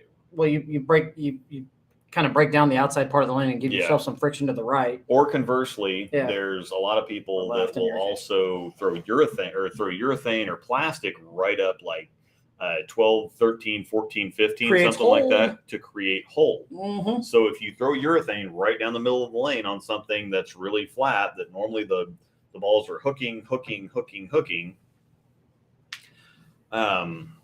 If you push oil down in the middle of the lane, that acts as hold. Yep. So if I could show this video, that this is exactly what I do on this pattern, is that I show myself kind of burning up the outside of the lane. Then I start throwing urethane. Mm-hmm. So I'm picking up some. That's when you're on the right side too, wasn't it? Yeah. Yeah. So I'm burning a track, and then I'm using urethane that just to score with, that's going to push some oil down onto the back end, so that when the heads start going and I have to move in, I've got friction outside, I've got oil inside, and so all of a sudden, if I get the ball out a little bit, I've got hook. If I get the ball in a little bit, I've got some push. Yeah. So yeah, no, it makes sense. What tournaments are you playing in, Bryce? We bowl pretty much everything. yeah, the one I'm talking about right now is Nationals. the USBC Open Championships. Did you see there's a 16 gamer in Omaha next month or in April? Yeah. 8 games on short, 8 games on long. We should do it. And you're bowling for a belt. Mm-hmm. We should do it. It's all in one day too. That's a long day. Yeah, which is My fine. fingers I like. hurt. Oh, Yeah. I do it. I like long formats. I do too. Somebody actually asked that. What is your favorite tournament? What is your favorite tournament format, Steven? Steven or Steve, whatever you prefer. Don't call me Steven.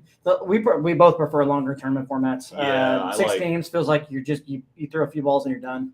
I like 8 games if nothing else, because at Kevin Williams' tournament, the doubles tournament that we went to, Anthony and I bowled 2 qualifying squads. We didn't make it. We didn't make it in either one. So you bowled 16 games. But yeah, we bowled 16 games in that day, and That's a lot of games. or it was the 7-game blocks, but it was 14. So 14 is still a But lot. still, yeah, it's a lot of games. But if it's not 8 at least, it doesn't feel like even bowled hardly. And some people think, oh my gosh, 6 games is a long. No. The doubles and singles. How am I going to make it through a doubles and singles set? Blink, it's done. No, you get used to. We bowl a lot of 6 and 8 gamers, and I'd much prefer the 8 gamers over the 6 gamers. I would honestly love it if Dave and them went to 8 games on singles. Yeah, they won't do it because they start at 1 on everything. Well, yeah, the regular tournaments they do at 1 o'clock. The holiday tournaments when they have the whole day to mess, or I guess they really have the whole day to mess with it most of the time. They're 8 singles are 8. Yeah. Yeah, so. But when they have the holiday tournaments or the doubles tournaments, yep, those end up being. Is that tournament at Mockingbird in Omaha? Yeah. Yes, it is. Tom Sue actually told us about that on Sunday. Yeah, Matt Tom Sue was he there. came up and said something to Trevor and I about that Sunday. Did he say something to you? Mm-mm.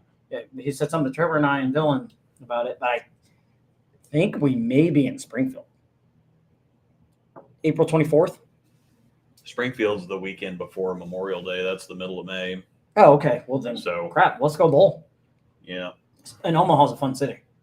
So. Yeah, I got a cousin in Omaha. No, I got a cousin in Lincoln. Well, no, I do have a cousin. I have a cousin in Lincoln and a cousin in Omaha.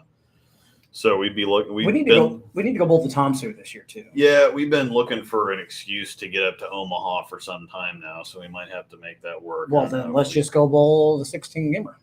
My fingers already hurt thinking about it, and it's on something tough all day. Probably scratch as well. I normally throw 20 games shooting video for a new ball, so there you go. I think I'm used to it. I think Trevor talked about doing it too, so we'll figure it out.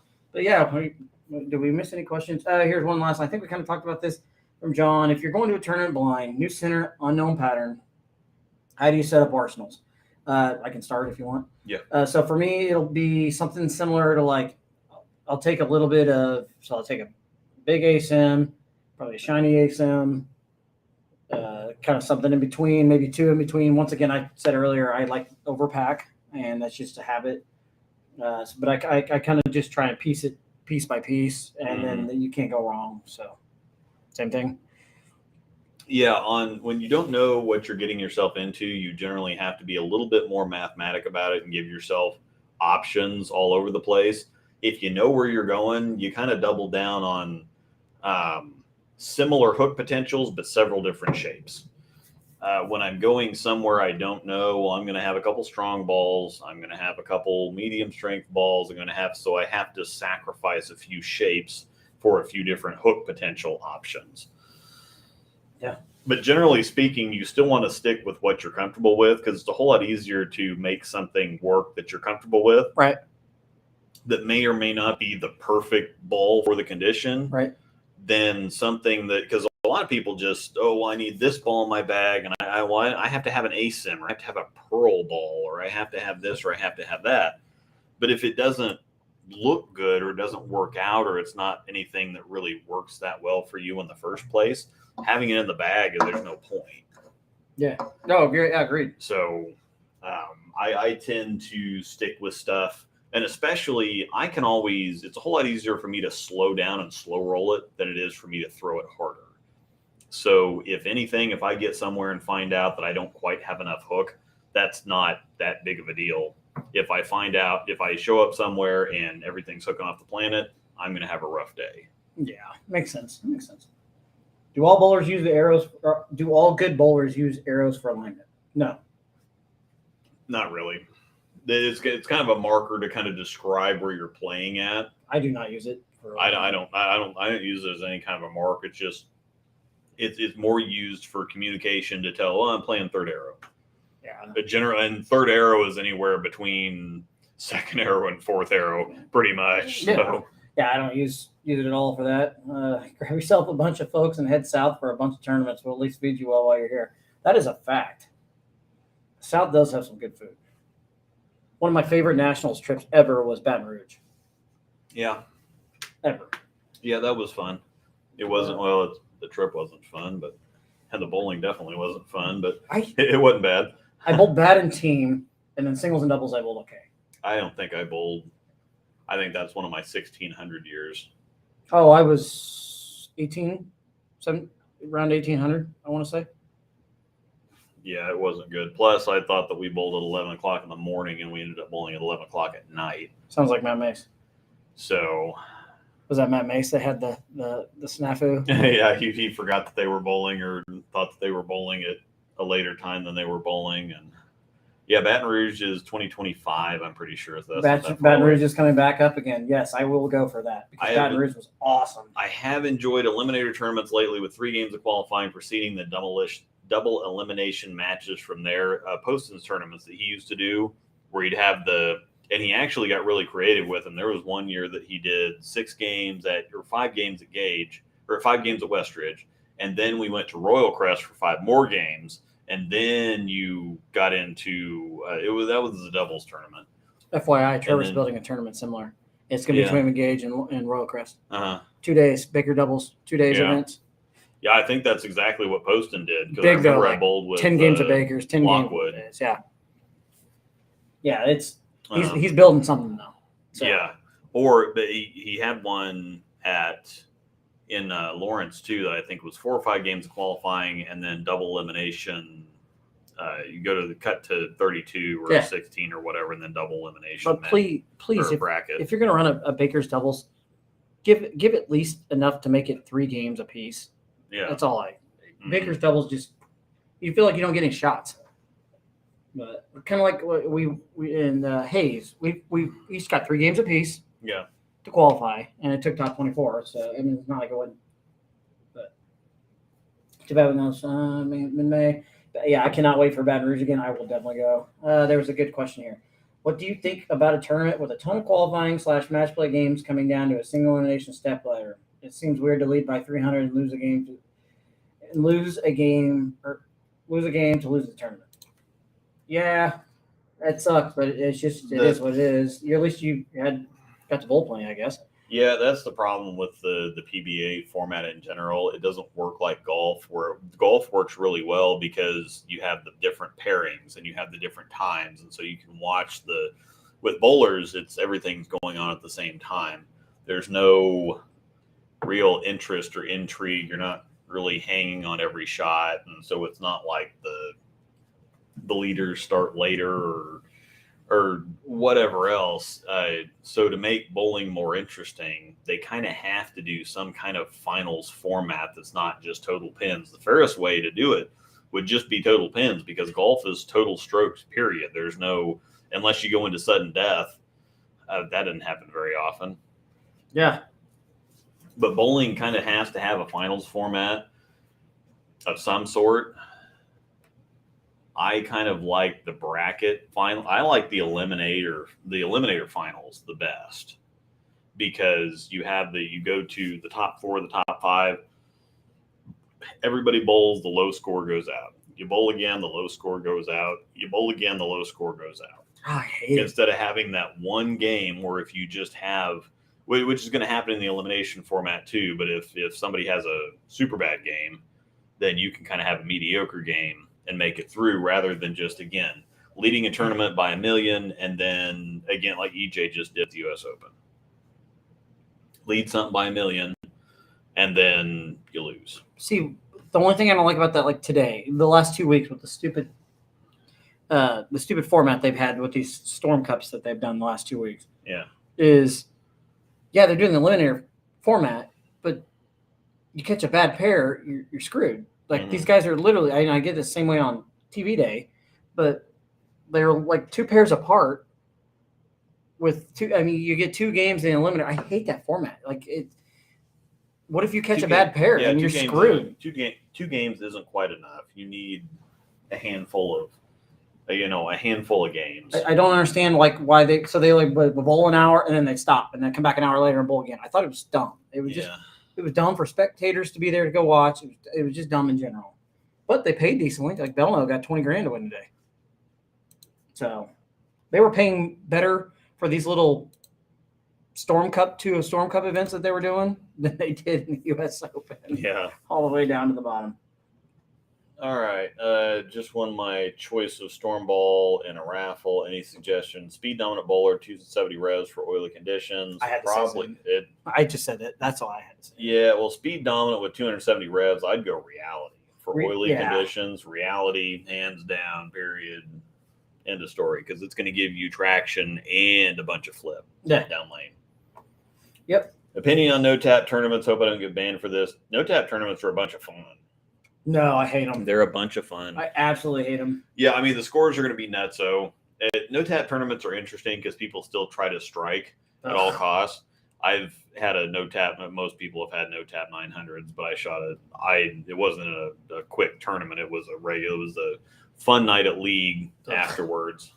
They were heckling me the whole time. But all you have to do is get 9 pins. So just hit the pocket somewhere and hope you don't throw a 710 or something. I'm surprised you never bowled the Royal Crest ones.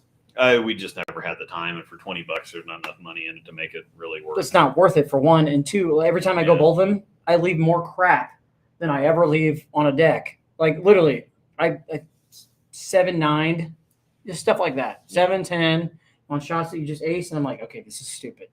And there's a crap load of handicap in those kind of events. Mm-hmm. When those handicappers are already going to strike a ton because it's 9-pin, it's not worth it. I don't want 9-pin no tap. Yeah. All right, we're going to go ahead and wrap it up here. We've gone a little long. The last beer that we've been drinking is Odin's One IPA. Get it? Odin's One IPA. And this is kind of their flagship. Facts. Yeah. Sorry. Yeah. That would be fun. This is their flagship IPA that they launched with 5 beers when they opened. Yep. And this was one of them. And it was so popular, he just kept making it. And so 5.5 years later, they're still making Odin's One IPA. And it's just a nice, solid, little citrusy. One of the best IPAs I've ever had. Hoppy, but not bitter. And so it's just a good flavor. And even for somebody that's not super big on IPAs, this is a good IPA. I can tell it's a good IPA, and I actually like this one. It's a little stiff. I think it's... No, I don't think so. It's 7.3%, and it's 80 IBUs, so that's a bunch of hoppies. It is pretty hoppy. If you like IPAs, there's zero way that you don't like this. Correct. Even if you don't like IPAs, this is a good way. This is you're not going to find them a whole lot better than this. So if you don't like this one, you're just not going to like IPAs. Yeah, no, it's good stuff. Also, while we're talking Norseman Brewing beer, once again, shout out to 303 Creations. They've been a big supporter to us on our... Yeah. Steven just said something about that. Sweet. Awesome. They've actually... so the owner has actually been following us and sharing some of our stuff. So I'm going to give him another shout out here. Once again, if you're new to watching us, this is a bowling ball cup that was made by 303 Creations with the Norseman Brewing logo on it. Yeah, it's fantastic work. I have one that has a turbo logo on it. So once again, I can show you the back of it. It's 303 Creations. But they don't have the website. It's on Facebook. Yep, it's on Facebook. 303 Creations on Facebook. Yep, 303 Creations on Facebook. The owner is a fantastic guy. Like I said, he follows our stuff. I believe he is a bowler too.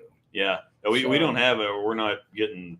This was just so cool that Joe Dollins found that for us. Yeah, and she got us some. He's not like endorsing Christmas our show presents. or anything like that. Yeah, he's not paying for anything. We just thought they were so cool, and they're different. They're unique. They're custom. They're wood. So they're durable. They're nice. They're high quality.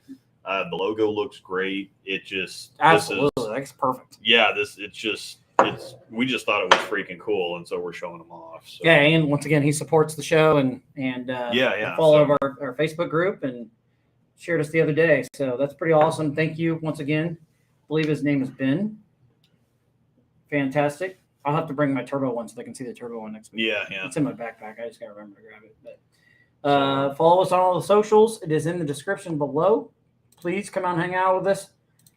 Once again, the Facebook group has been hopping, usually does. Lukey is on the Tiki Takis. Mm-hmm. Luke Rosedall 300. Maybe I should create a breakdown pair Tiki Taki. Yeah. That would be enough, though. Instagram, you can follow us on the breakdown pair on Instagram. The Discord is in the link below. breakdownpair@gmail.com. That is breakdownpair@gmail.com. To save yourself 10% off your order from Coolwick, Rosedall 10 or Haas 10. And don't forget to use that link from Bowler's Mart. Yep. So. Yep. I've got that in the description. I think I remember to do that. It is in there. Oh, sweet. Bowler's Mart it's all in there. Sweet. We did something right today. Yeah.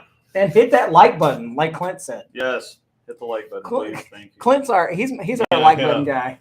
Yep. Love you, buddy. Thank you. That's our hype guy. Yeah, he's our hype man. All right. Thanks everybody for Hit that like button. Yeah. Thanks everybody for hanging out with us. Found out today they discontinued the original Rubicon. I'm glad I got one. I haven't heard anything yet. I might have an email.